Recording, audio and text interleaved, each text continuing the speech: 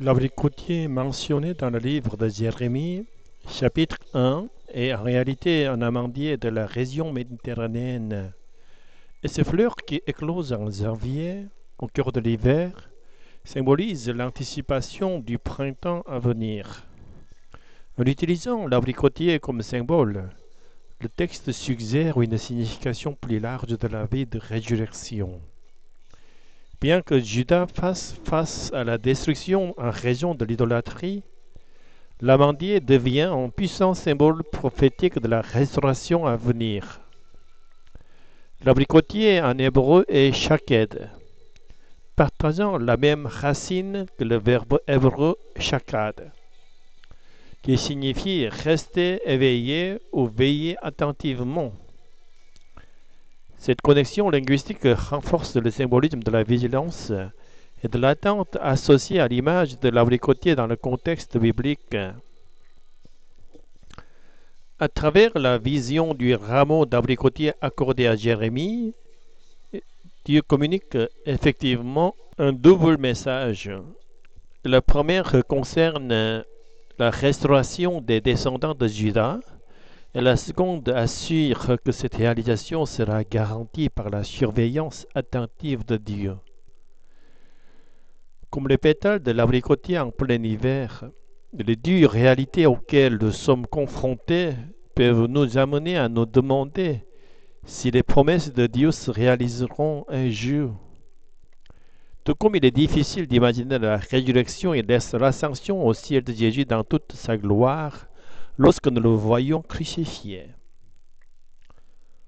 Mais Dieu ne se contente pas de veiller, il veille aussi sur nous en envoyant le Saint-Esprit qui était venu pour ressusciter Jésus d'entre les morts, pour produire les premiers fruits de la résurrection.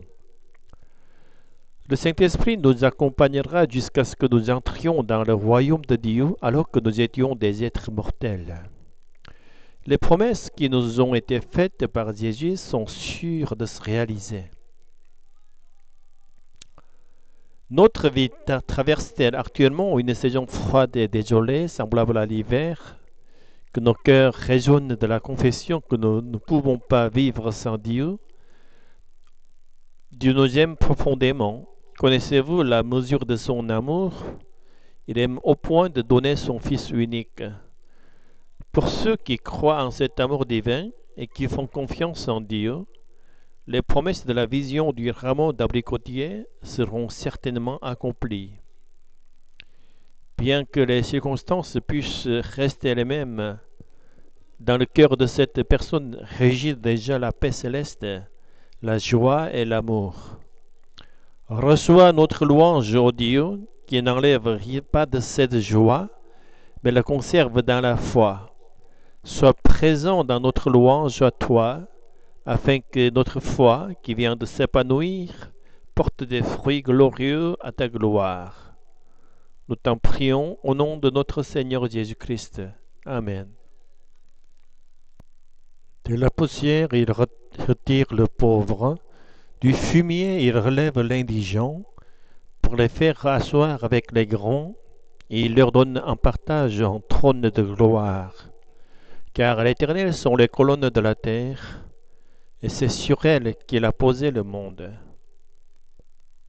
Il gardera les pas de ses bien-aimés, mais les méchants seront anéantis dans les ténèbres, car l'homme ne triomphera point par la force. La poussière se traduit ici en coréen en jinto, qui signifie à la fois la terre et la poussière. En hébreu, ce mot était appar. Et c'est à partir de cet appar que Dieu a créé Adam. On peut dire que les personnes pauvres se trouvent dans une situation similaire à celle de la poussière, d'où elles proviennent, perdant ainsi toutes les bénédictions terrestres que Dieu leur a accordées. Cependant, le pauvre n'est pas simplement de la poussière, mais une vie vivante. Tant qu'il y a de la vie en lui, il reste une personne bénie. Car même si l'on est pauvre et que l'on vit sans Dieu dans la poussière, on a possibilité de chercher le Dieu saint sur cette terre tant que l'on a la vie en soi. Anne, l'héroïne de la prière dans notre texte, était une femme qui ne pouvait pas concevoir d'enfant, ou une femme qui avait perdu la bénédiction la plus importante que Dieu accorde aux femmes dans le monde antique. Cependant, en choisissant la voie de la prière, en s'attachant à Dieu sans succomber aux moqueries d'y chercher vengeance, elle a obtenu Samuel. Elle a été élevée au-dessus de la poussière et a rejoint la noblesse, devenant ainsi une personne noble prête à servir Dieu. Le terme hébreu pour la noblesse au verset 8 Nadiv signifie à l'origine quelqu'un qui sert Dieu de manière volontaire et respectueuse. C'est le terme associé au peuple saint, Hasidim, mentionné au verset 9. Dans la Bible hébraïque, le terme saint est originellement écrit au singulier en kétiv tel que Hasid et au pluriel en kéré tel que Hasidim. Cela permet ainsi une référence à la fois à une seule personne ou à un groupe de personnes. Au singulier, cela peut désigner le seul et unique homme Dieu, Jésus-Christ, tandis qu'au pluriel, il peut faire référence au noble peuple mentionné au verset 8, ceux qui servent Dieu volontairement et avec respect. Nous avons reçu en cadeau par la seule grâce de Dieu une civilisation qui recouvre nos chemins boueux de pavés, permettant à nos pieds de marcher avec vigueur sur la terre. Nos pieds fragiles retrouvent leur vitalité grâce à la vie que le Seigneur nous accorde. Tout ce qui nous est donné de bon provient de Dieu. La boue et les flaques d'eau sont-elles présentes sur notre chemin aujourd'hui? Ressentons-nous un sentiment d'impuissance et de désespoir, comme si nos pieds s'enfonçaient dans le sol? Considérez cela comme une opportunité en or pour chercher Dieu. Dieu est un Père miséricordieux qui relève les pauvres et les faibles. Il ne se contente pas de confier cette tâche aux anges, mais il vient lui-même en tant que saint pour nous relever, nous guider et nous placer parmi les rangs des saints qui servent Dieu avec joie. Dieu est un Père tout-puissant et miséricordieux qui restaure et recrée non seulement notre vie, mais aussi les circonstances de notre vie, tout comme il l'a fait en achevant le jardin d'Éden et en créant Adam. Il transformera même le cœur de ceux qui s'opposent à nous, et plus important encore, il veillera à préserver nos propres cœurs, afin que nous ne perdions pas notre foi en Dieu et notre amour pour lui.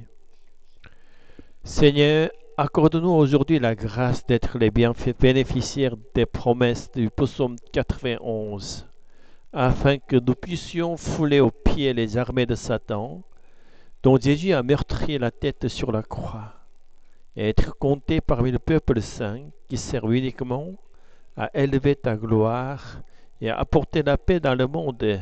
Au nom de Jésus, nous te prions. Amen.